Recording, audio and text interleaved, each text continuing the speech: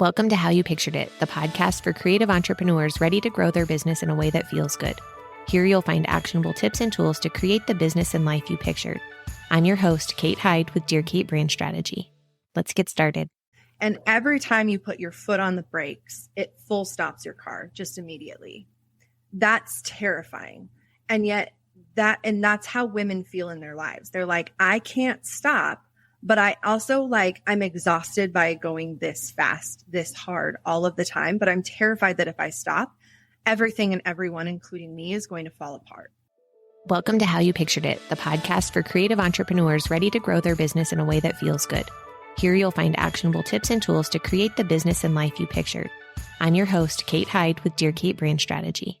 Let's get started. I'm here with Rebecca, the Motherhood Mentor. I'm so excited to talk today about seasons of motherhood and how we kind of adapt and change and grow throughout our businesses and our lives and how those two things kind of play together. Rebecca, will you go ahead and introduce yourself real quick? Yes. So I am Becca and I am a mom, I'm a wife, and I'm an entrepreneur, and I'm also a life coach. And so I help moms mostly, but women in their seasons of figuring out who they are, their identity, how to manage everything while not losing themselves. A lot of people hear, oh, you're a mom coach, and they think like I'm a parenting coach. But really, my philosophy is coaching the parent, because that's where everything else comes from, right? I could coach you on parenting, but if I'm not coaching who you are as a woman, that's what's going to impact your parenting, is who you are and how you feel and your nervous system. And I'm sure we'll talk all about that. Yes. Love it. Yeah. Awesome. How did you get into that field? So really the short version of the story is that I was helping moms in the Leche League. So that's like peer support, breastfeeding support, also weaning support. And really, I noticed every single call, what the mom really needed was someone to see her, someone to hear her, and hold space for her and trust her intuition and help her to make a decision, because she had all of these people telling her what to do and no one telling her how to do it and how it feels. And the Leche League played such a beautiful part in that. But I saw this giant gap of who is supporting us? And I was going through my own journey too of, early motherhood really hit me like a wrecking ball, because motherhood was everything I had ever wanted. That was my dream job. Motherhood, being a mom, was my dream job. And I got there and it was like, wait, I'm not fixed. I'm not super happy. I'm actually super anxious. I'm actually deeply happy, but also kind of not. I'm not okay. And I was working through some trauma that came up again that I thought I had done therapy for, but I didn't want to go back to therapy. I didn't really have the capacity for it. And I found life coaching for myself in that season. And it just completely changed. It changed things in that it empowered me with okay, I'm at baseline. I'm doing okay. I'm functioning. I'm not completely drowning. And yet I kind of felt like I was. And so life coaching really changed a lot for me. And so, I did my own life coaching for years and years. And then my kids hit this point where I was like, okay, I have always wanted to help people. I have always wanted to support other people. And all of a sudden it was like, why not be a life coach? It's something that I've always been very natural at. And so, I kind of took one small leap that ended up being a giant step with hiring a one-on-one mentor who really helped me develop the skill set and capacity and know what was in my lane and what wasn't my lane, right? Because life coaching was kind of this whole, what is a life coach and how do you become a life coach? And do you get certified? And do you need to just go become a therapist? And so I really invested in mentorship, and that was a longer story than a short one. That's okay. That is the shorter version of the long one. So as a business owner, how did you kind of picture your life when you started your business, and has that deviated? What has changed? What have you had to shift? I think what's interesting, when I was first starting my business, I didn't really know. Especially when I was first starting out, I didn't really have this big, audacious goal to be an entrepreneur, actually. Yeah. In fact, the business making and the business owning, I loved the idea of having a flexible schedule and still being able to stay home with my kids and being able to kind of make my own rules. but I didn't know if I had it in me. And so I think more than there was vision and dreams, there was just kind of like, I'm just going to take this one day at a time and see what I make of it. When I was really first starting, I don't think I could have pictured what it actually felt like, what it actually looked like. It felt so far away. Like having a thriving business, especially, and like helping as many people as I am now and being as visible as I am now, like, which to some people, the visibility of my business is like no big deal. But before I started my business, I wasn't on Instagram. I wasn't on Facebook. And so starting this business was kind of one day at a time of like, I have my why and it's so passionate. And I kept seeing this gap. Of like, I have to fill this gap. This is the gap that I want to fill. And so I don't know if I pictured what it would look like for me. I pictured what it looked like for my client. Okay. That's something that's changed a lot, especially as I've grown and realized that like my business has to support me. And what do I want to picture this business being an entity of me, but not me? Yes. Right. Like not overcouple, like, right. In the same way that so many of us lose our identities to motherhood, we can also lose our identities to being an entrepreneur or a business owner. And so the relationship to my business has really evolved. And so, yeah, when I first started, really what I pictured was like, I want to help women. And that was it. And I just kept taking tiny little steps on the way to like, how do I help them today? How do I help them in this season in a way that fits my capacity so I don't burn out? Yeah, that's awesome. Okay. So let's get into seasons of life, seasons of motherhood. Yeah. What does that mean to you? Well, I love thinking of seasons because most of us think most of us have this idea. It's not a conscious thing that we're thinking about, but it's the way that we're operating, right? It's like our baseline operating system that will have this arrival point. We'll have this arrival point in motherhood. We'll have this arrival point in business, right? And yet the reality is that there's always going to be seasons. There is going to be a winter where it feels hard and cold and long and a little lonely, but also kind of cozy. Yeah. And gives you permission to rest. And, you know, one of my big beliefs is that like what feels good in winter probably won't feel good in summer. Like it will feel stifling and hot and not fun. And like summer brings different vibes with it. The same thing is happening in motherhood and business. And it can change on a day-to-day basis. That's the thing with running a business and with motherhood is that it is constantly changing based off of our environment of things that we have no control over, right? Like 1 week you're thriving and your kids are in school and you have this schedule and then all of a sudden your kid gets sick. And that day you suddenly entered a whole new level of capacity of what you are capable of. And I think a lot of women have this idea of, well, I have the capability to do this, right? Like I am able to do so much. Right. And I'm aware of it now and I'm not ashamed of it. And then there are going to be certain days where my capacity, my ability to do what I'm capable of just isn't there. Maybe physically, maybe mentally, maybe emotionally. And so balance is something that so many women come to me wanting to work on. They're like, I really want work-life balance. I really want to feel more balanced emotionally. And it's like, that's not a reasonable goal. Right. What we're saying is, I want to be good and I want to stay there. And I'm like, you're going to be good and then you're not going to be good. But in those dark phases, how do you see in the dark? Yeah. How do you get cozy there? How do you get out of it so you don't get stuck in it? How do you move through these different seasons? That's really the questions that I want to ask, that I want to support women with is, what does it look like to show up right now? What does care look like right now? What does showing up in your values look like right now? Because so many women are running on this autopilot and they're not really good bosses to themselves. That's the funny thing with entrepreneurship that I see so often is that women are like, I want to build this business for freedom and joy and peace.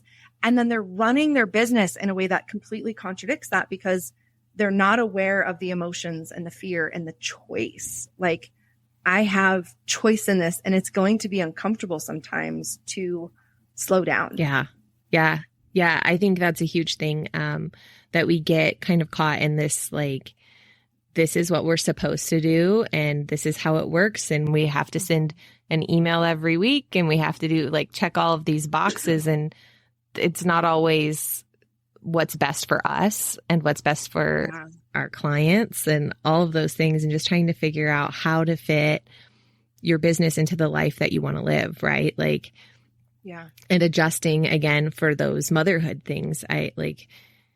For instance, this week, they sent out a thing saying there was a possibility that school would close early for heat in our district. And I was like, okay. What? Like, and it's like a thing where you have to then just like suddenly pivot and figure out, you know, what's a priority again. Mm-hmm. Yeah. And I love visuals to like help us really hone in on what things are. And one of my favorites is it's like driving a car. And so many women are so used, like, let me slow down a little bit.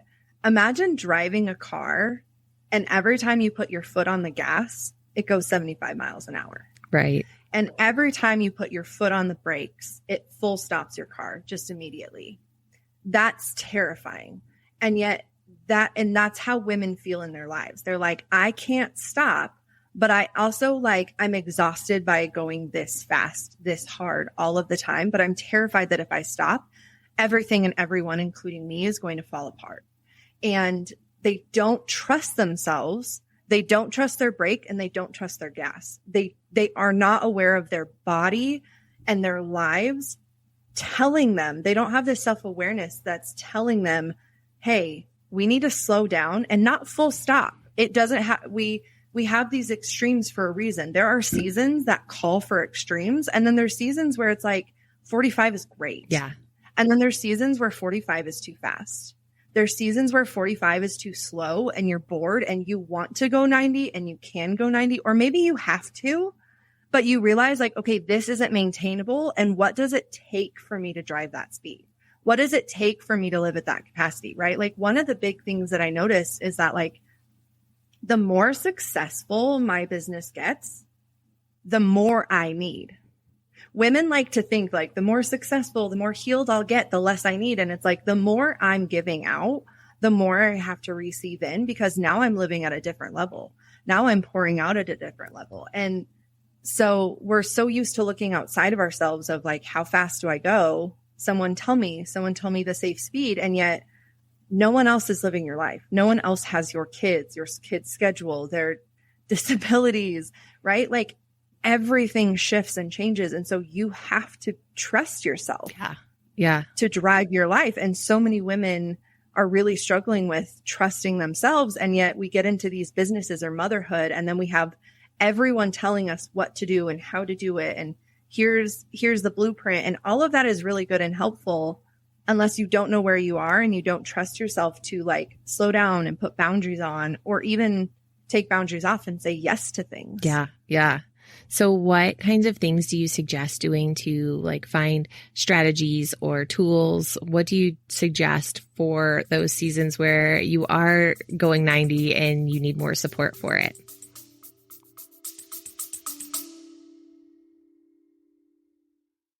So you've got a website for your small business, but you're not really sure if it's working.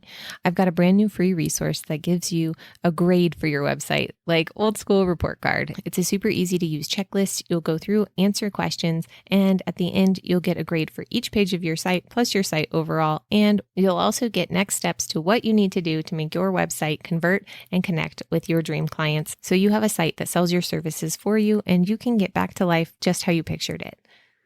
Head to dearkatebrandstrategy.com/report card to get that free resource now.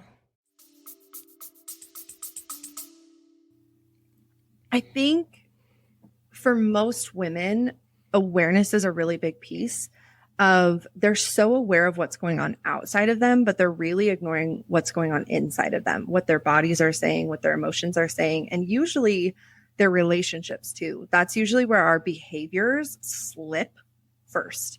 It's likely not going to be in your business. It's probably going to be in your parenting or your self-care or your relationships, right? Like we have these little red flags and we have these yellow flags that we're ignoring. So it's carving out some space and intention to actually even if you're not slowing down in life enough to have some perspective to see like, is this sustainable and am I aligned with my values, or do I just have like a brick on the gas and I've never thought of like, is this actually what I want?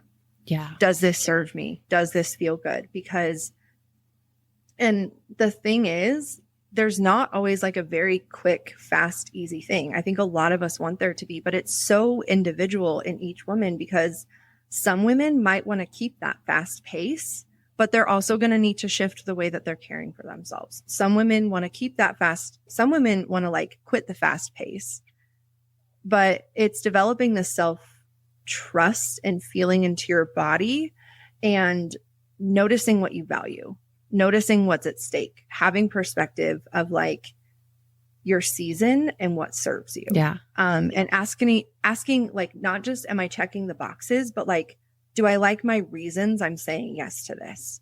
But it actually usually takes some temporary slowdown. And I will say, like, I really do think for most women, it takes community or one-on-one support with someone else, giving them perspective shift and helping them process through this, right?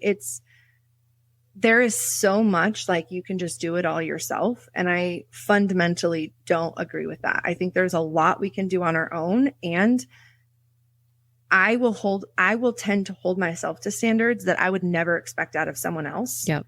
And I won't see it until someone else tells me. Yeah. Because when it's in your head, if it's not external, sometimes it's really, really hard to see that in yourself. So let's say someone is kind of like, okay, how do I figure this out on my own? Take some time and journal it out on paper. Your thoughts, your feelings, your emotions, like kind of take a life audit.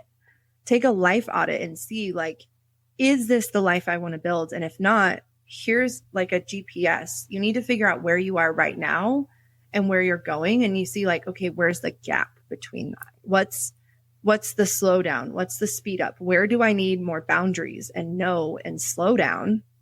And where do I need gas? Because it might be different in different areas, right? It might be that some areas you need to hit the gas and some areas you need to hit the brakes. You might need to pull your car over for just a minute and like take an afternoon, right? So it's different for every woman. Yeah. But yeah. Well, and I think there's so much help and support possible out there, but we're afraid to ask for it sometimes or think we can handle all of the things. But like figuring out where your time is best spent, what you do best, and what maybe somebody else could take off your plate for you. Like, those are huge things that help get you into that more comfortable space. Yeah. Can you think of any particular time where you've had to like make adjustments or pivots in your business or in your life due to changes like family changes or something that's come up like a heat closure or something like that? Constantly. Yeah. And it's very interesting how we will start a business saying like, we want to make their own rules. And then we realize that like, it actually doesn't feel safe in our bodies to do that, right? Like when I really truly first started telling clients like, hey, I need to cancel it, like in my body, it felt like so scary, right? Because I had to get over this, like, I need to please you and I need to be always available and it's my job to help you. And I started realizing like my capacity is number one. Because if I'm not honoring my body, my life, my family, I will begin being resentful towards my clients and towards my business. So it was really one, permission, and two, learning to regulate when I felt dysregulated, making those big decisions like, hey, I know I said I was going to do this, but actually I'm going to change my mind. And that doesn't mean I'm unprofessional. That means I'm in integrity, because we don't see people running their businesses in a feminine, strong way. Really, we don't. Or we see this like very Instagram-y version where you're just this coach who like barely works and everything flows and it's easy and you're making all of this money and you spend all day at the beach with your kids. And by the way, I'm not bashing any coaches who have that life. Some people might really have that life. And it's good to remember for yourself, like, what does my ideal life look like? And that means that sometimes I'm going to be canceling a call an hour before because the school just called and I have a sick kid And that matters more to me. Yep. Everyone says you can have both. You can have both. But we also need to talk about the fact that like there are moments and there are seasons where you will have to choose. You might have to decide, I am prioritizing me and my family over this job. And in this moment, I'm actually going to choose my job because that means choosing my family or that means choosing myself.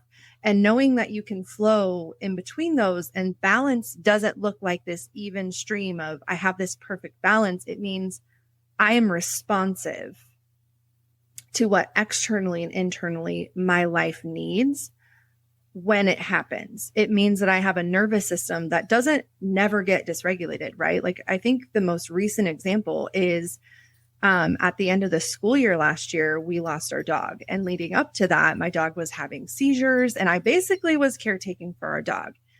I knew I would grieve when we lost her, but I had no idea how deeply it would wreck me. And also part of it is that when grief hits you, you lose capacity for the things that you've been tolerating. So all of a sudden, my body was just kind of like, here's a lot. Here's a lot of things to feel and work through. And all of a sudden, you're so tired and you just can't. Yep. And I had to look at my business and my life and my family and say, I am going to honor the fact that my capacity just crashed. I could push through. But what will it cost me? Yeah. What will it cost me, not just right now, but down the road? Because so many women burn out because they're high functioning. They burn out because they can tolerate it, because they can ignore it for so long until they can't. And so much of having a life that changes with the seasons in your business is recognizing that you have to listen to those yellow flags. You have to start saying, I'm willing to do whatever it takes to protect the integrity of what I'm doing, right? Not the performance of what I'm doing. Because if I am focused on performance and making it look perfect, I don't get to be human anymore. And the reality is like, it's helpful for me as a life coach because I have this consistent reminder that I am not willing to burn out my own life while helping women rebuild theirs. Yeah. Yeah. At a foundational level, I'm like, I do not want to be someone who is helping others at the detriment of my own life. So I have that kind of extra check and balance system going on because of the business that I'm in. But I also think back to, are you creating a core value in your business and as a business owner of, do we want to do things the way that they've always been done? Or do we want to do it different? And I, for one, want to see women, humans, and men too. I want everyone to be in a place where they're allowed to be human. Yeah. Where they're allowed to exist when they're really, really shiny. And then when they're not really shiny, and not feel like they have to always be at 100%. Yes. Like I can tell my clients, hey, I'm really low capacity and I can still show the hell up. But I can also do that from a place of integrity. And that's, I think, when it's scary and when it's hard or when it's awkward and I feel uncomfy, because I'm a mom and then I work with moms. So you can only imagine the amount of reschedules and conflict and last minute things that happen. It's a lot. Yeah. And I have just decided like it is not problematic for me or my clients to be human. In fact, it is expected and encouraged that we will not be shameful about that anymore. Yeah. We won't do it as businesses. And for some women, they have a harder time in that because they're working in industries and with people who frankly don't have that mindset or that based up, right? They want you to perform and what they care about is performance. Yeah. And I think we can all look around our culture and see that people can look really shiny and perform really, really, really well until they can't. Yeah. Yeah. And then we all look around and they're like, well, why didn't they say anything? Or why didn't they get help? And it's like, there was no space for that. There was no space for that. Yeah. There's no space for the in-between and the yellow flags and the slowdown unless you were crashing and burning. Right. Right. We're like, we wait until there's a mental health crisis. We wait until everything's burning and falling apart versus like, hey, I'm struggling a little bit. Yeah. What can help me? What can support me? What can support my business?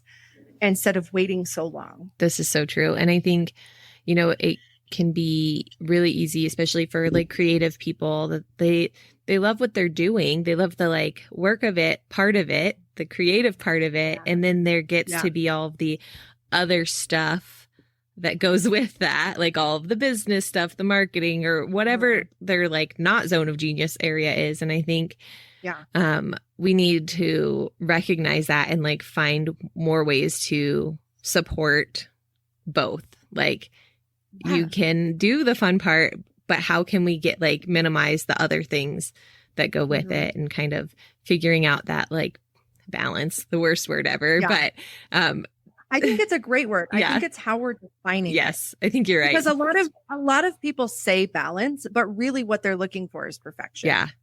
And we're not logically saying that out loud. Like, I want my business to be perfect. But then when we look at the expectations you're holding from yourself, you're like, I want myself to be at a 10 out of 10 in every area of my business at all times.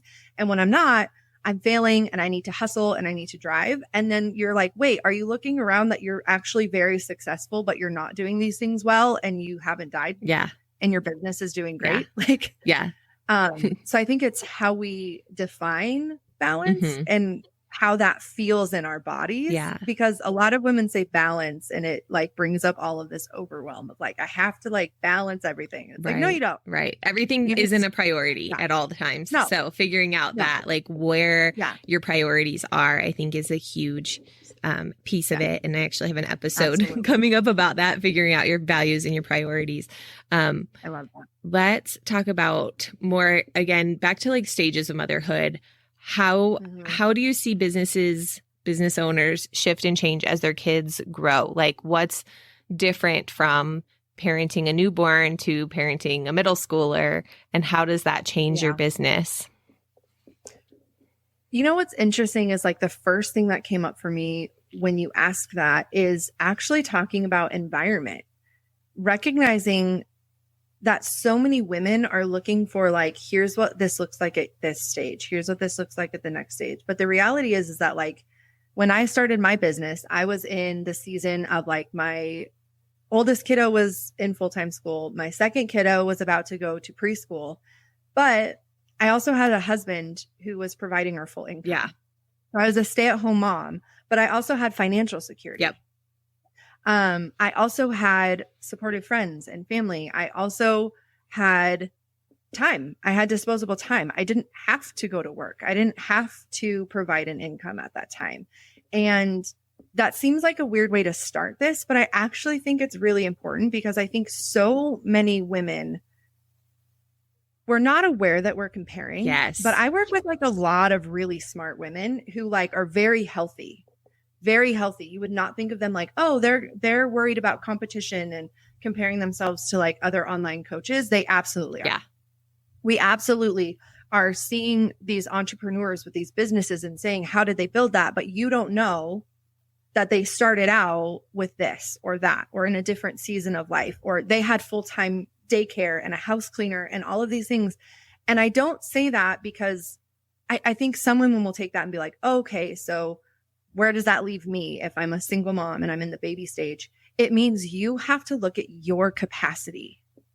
You have to look at your life and say, if I want to start a business, what does it look like? Not just for me to build that, but at what cost? Not that you can't, but that like there will be an investment. So how do you build your capacity, your body, your mind, your soul? Witnessing what it takes to hold it, not just have it. Yeah. Right. So many of us, we're aware of the fear, but we're not aware of how capable we are. And so that's a very generic answer, but I think it's such an individual thing that it's hard to give this like, oh, when you're in the baby season, it's going to look this way, because some women will be in the baby season and they're like, hey, I don't have any postpartum and my baby like actually just sleeps, or I just hold the baby, or you have a baby who's like colicky and crying all the time. Like those are two very different newborn They are. stages, Yep. right? I've been there for both. When I had my daughter, I don't think I physically, mentally, emotionally could have worked without having a complete breakdown. Yeah. I was already breaking down, essentially just keeping her and me alive and the house not becoming unsafe to live. Yeah. when I had my son, by like 4 or 6 weeks, I'm like going to mops with him in my sling and getting dressed and wearing makeup and like feeling really good. Yeah. So those are two very different seasons. And so I think that's really important to like witness that like your season and what this looks like and what your business looks like might be very different. I think a lot of us too, there's so much flash in the pan success stories in business. Yeah. And so a lot of people really buy into this hype that like, oh, I'm going to be this entrepreneur or this life coach or this or that. And I'm just going to like make so much money in 6 weeks if I just follow this plan. And the reality is that like sometimes it takes time. Yeah. So to slow down and to think about your capacity. And when you're thinking about your capacity, think about your financial capacity, your energy, your like emotional, mental energy, and then like the environment capacity. So let's say you have a lot of financial money. Okay, use that financial capacity to hire out things that you might not have the time and mental energy for. Maybe you have a lot of mental and emotional energy or like time, but you don't have the finances. Okay, you might have to DIY it a little bit more. Yeah. You like, for example, when I first started, my biggest investment was mentorship. It was, I need someone who can help me start this, manage this, know how to do this, and do it all without burning out, right? So it was business and life mentorship. And most of my money went there. And then the other things, I was just DIYing it. I was figuring it out as I went. And, you know, I was getting help and support from people and courses, but it was just kind of tumbling through it. And for me, that worked because I had the time and the energy and like, I enjoy doing the DIY. Some people, I don't know if that's I would like feel myself going on. No, but I totally agree that it's finding those capacity pieces and finding, like, I always talk about, you're either going to spend time or you're going to spend money, like to get the thing done. So where do you have the time? Where do you have the money? Where do you want to learn something or have somebody else do it for you or buy the template and just have the done, like that kind of option. There's just so many options for getting things done. And I think that idea of looking at your capacity in those 3 areas and figuring out what works for you is really a great. And I'd also say for any season, especially when you're a mom, and this is, when we first started, when you're asking like how you pictured it, asking yourself what you want to give to this business, like what you want to create with it. Like if this is the thing you're creating and putting out into the world, what would you love? What would you value? Like why? Yeah. What's your really deep why? But then also, what do I want to receive from this business? Yeah. Yeah. What do you want from it? And what are you not willing for this business to take from you? I think it's so great. So many people talk about like the vision and the values behind business, but I also think like, what are your boundaries going to be with this business? What are you not willing to sacrifice? Because there are women who like, this might not be the season that entrepreneurship works for you. And that would be okay.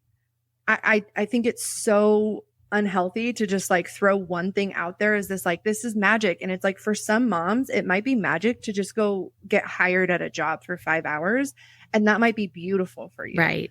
Entrepreneurship might be beautiful for you, but slow down and think about, what are my boundaries? What am I willing to give and not give? How long am I willing to stay at this, not making money or spending money before I make money? I think so many of us really grossly underestimate how long and how hard this journey is going to be when we're first starting out. And I wish someone would have told me how messy that middle stage can be. Yes. With the like, is this worth it? Yeah. Is this worth it? And having an answer, having this understanding of, when will I know if it is worth it? And how do I know that? And being able to answer that question will take so much mental and emotional energy away from you, so that you're not kind of in this place where you're just drowning. Yeah. Or thriving. Like, because I think we see these like, oh, you either made it or you didn't. There's also these little weird places where you're maintaining. Yeah. Or you're growing, or you're intentionally shrinking because your capacity shrank, right? Like, I thought summer was going to be the season where like I brought on all these new clients and I had this launch and I was like, I was going to do a podcast. And then it was like none of that feels good anymore. Right. Because you get there and you're like, oh, but my kids are here and I want to see them. Yeah. And it's like, oh, wait, does that actually sound fun? And being able to have that relationship and trust with yourself is going to be really essential to actually acting like a business owner, Right. and not feeling like your business is running you. I think a lot of people underestimate how much entrepreneurship can feel like your business runs your life and you feel like a slave to it, which is so ironic when like that's the whole point Right. of it is to feel like you get to own and choose and create this thing. Yeah. And then we let it become this beast. And so I think it's important to ask those, not just what are my vision and my values in starting this business in this season, what does that look like? Because this is the season you're in. Right. And it doesn't mean you have to wait for a different season. It just means you have to say, okay, it might take a little bit longer, or it might take a little bit more intention, or, hey, I actually need to learn time management and home management before I launch into this thing. Yeah. Like that might be the thing out of balance that opens up room for this. Yeah. It might be like, I have to get used to a more messy house and heal my perfectionism if I expect myself to show up on Instagram every day. Right. Like it's going to shift your boundaries, and that gas pedal and that brake are going to look different depending on your season. I love that idea of like figuring out what success really is to you, like what that word means, what the definition of it is, and figuring out like what metrics are you measuring? How do you decide if what you're doing is working and fits and feels good? Yeah. Well, and I would also add to that, most women will use that as like a carrot that they constantly chase, but never eat. Yeah.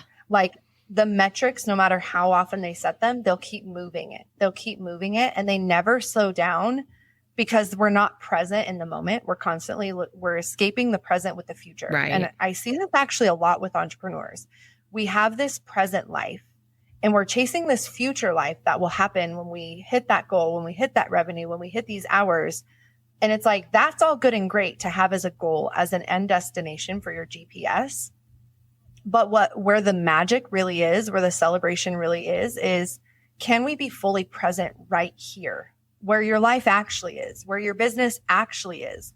Can we find safety and joy and peace right here? Because then that carrot becomes like an extra snack. Yeah. And you no longer have this like constant, I'm playing this game that I can't win. I'm running this race that like I never get a finish, versus this like, oh, I get to hit these metrics and these goals and I get to become this thing. I get to become this person. I get to feel this expansion. I get to feel this growth. I get to see what it's like to impact this many people, but knowing that like, that's not where my identity and my worth is. That's not actually where my peace is. Because if you place all of your identity, all of your peace, all of your worth in what you're making in your business is going to become so dysregulating to you. It's going to become, even when it's successful, it will often feel like a burden. I see that so often with women having exactly what they wanted and not getting to feel any of the joy or celebration or the like, I'm finally here, because they're constantly seeking something else and never seeing and witnessing and appreciating themselves and their life for what it is. Right. Well, and I think that like part of that is putting into your definition of success that like, hey, it's success if I get to take my kid to practice every day or whatever. Like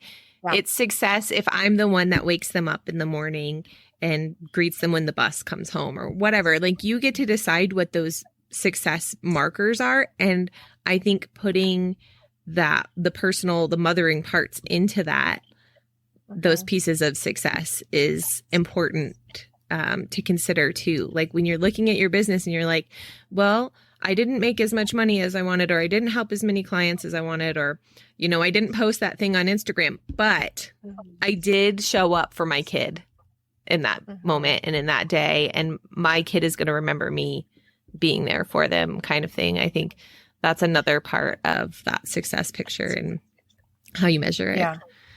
Yeah. Well, you hit on something really important. And I think this shows up a lot for moms who own businesses.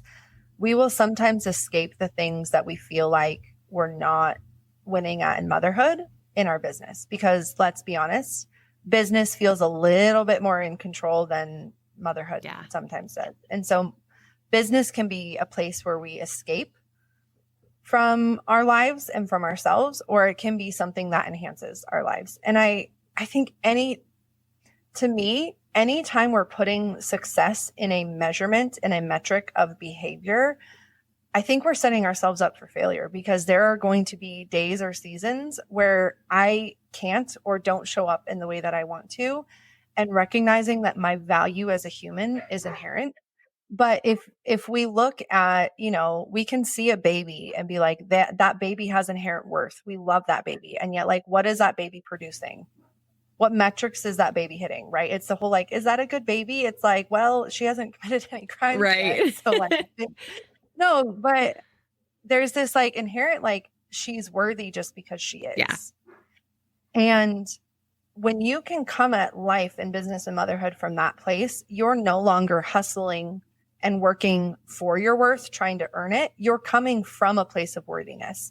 And the crazy thing is, when you come from that place, you will do amazing things, because you're no longer operating out of this shame of, well, maybe I didn't tuck my kids in, or maybe I didn't do this in my business, or maybe I didn't do that. You get out of shame and you get into healthy guilt, which is, it's actually not in my values to be missing this for this reason. Right. It's actually not in my values. And now I can hold myself accountable, because I'm not drowning in this shame of, I'm not good enough as a mom, or I'm not good enough as a business owner, or as a wife, or a woman.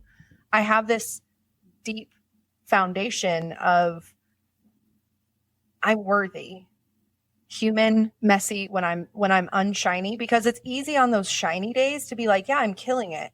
But what about the days where I want to like crawl in a little ball and hole up in my room because I just can't even? Yeah. Am I worthy and valuable on those days too? If I can get to that place of like self-compassion and trust, and like, that was very hard for me. I think that's hard for everyone.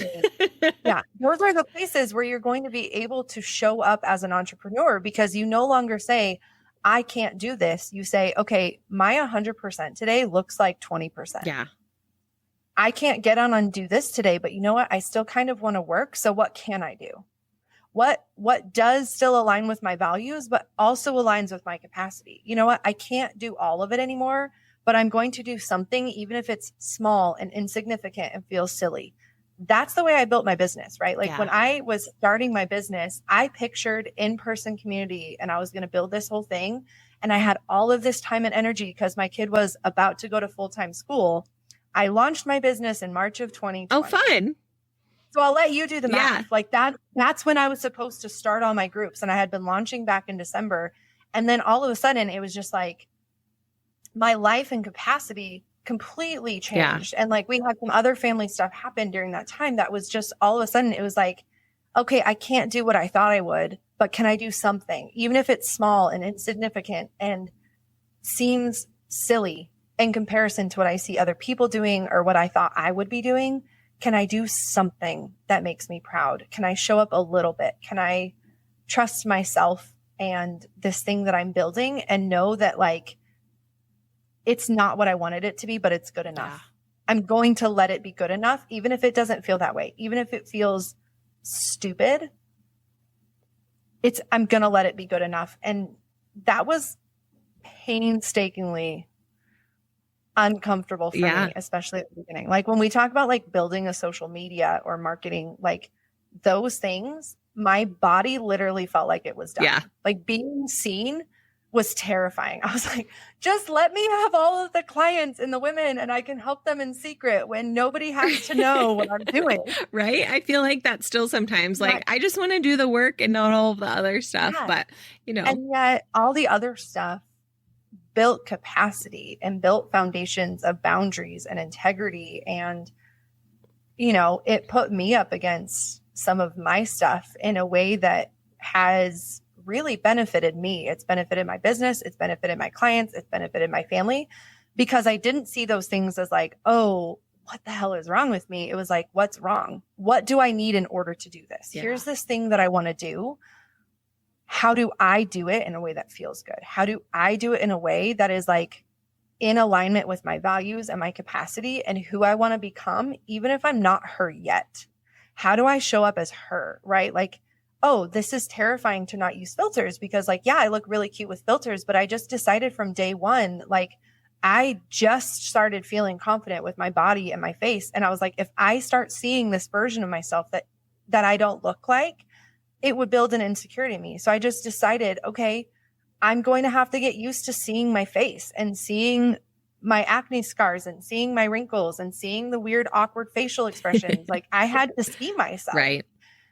And instead of that being like, oh, I'm going to die, it was like, okay, how do I learn how to love myself through this? How do I help myself through this? And I apply that to business too, because the beautiful thing with life coaching is all in motherhood is all of this work that I had already done to heal the relationship to myself and the relationship to my kids and this relationship with like my past trauma stuff.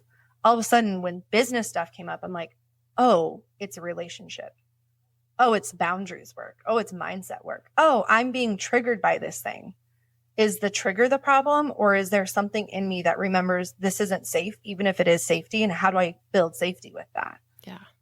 Oh my gosh. I could talk to you forever, but we should probably cut it off. Right. I have enjoyed our conversation so much, and I think it's been so helpful. How can people find you, Becca? So I am on Instagram. I'm on social media. The Motherhood Mentor on Instagram, or they can find my website through the Instagram. I'm sure you can. I'll put it in the show notes too. Yeah, in the show notes. But the Motherhood Mentor, I'm on, what was it? Is it Threads? Oh, yeah. Is that the new like weird, That not is, Twitter? yeah. I was never on Twitter, No. but I like got on Threads and I'm not on there very much, but Instagram, Facebook, I'm not super active on. Okay. Facebook, Instagram's the place to find your party, huh? Instagram's the place to be. And I would love it if people do find me. I'm big on like, I don't have any desire to like just be watched. Yeah.